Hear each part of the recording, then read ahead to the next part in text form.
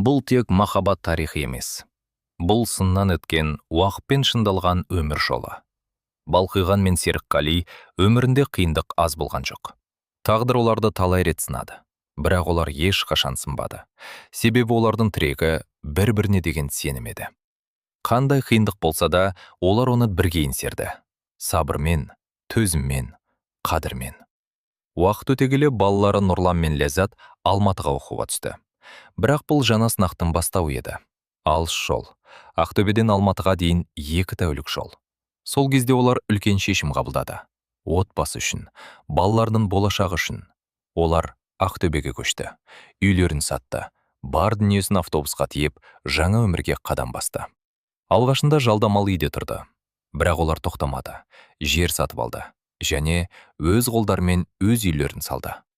Оңтүстік батыста бой көтерген сол үй олардың еңбегінің, төзімінің, арманының нәтижесі еді. Тағы бір арман орындалды. Балалар да өз бақыттарын тапты. Нұрлан мен Динара 2 ұлдың ата-анасы. Темірлан мен Қасымхан.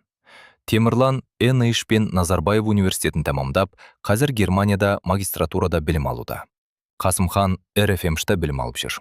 Ал Ләззат пен Алмас 3 баланың ата-анасы.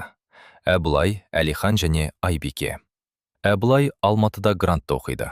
Әлихан Италияда білім алуда. Ал Айбике ата-анасымен бірге Нидерландыда тұрып жатыр. Гүлзат пен Ерлан 2009 жылы шаңырақ көтеріп, бүгінде 4 баланы тәрбиелеп отыр. Мади 2011 жылы үйленіп, қазір 3 баланың әкесі. Жылдар өте шықты. 50 жыл. Бір сәтте ғана өте шыққандай. Бүгінде олар үлкен әулеттің тірегі. 6 немере ұл, 6 немере қыз. Бұл олардың өмірінің ең үлкен жетістігі. Бұл махаббаттың, еңбектің, сабырдың жемісі.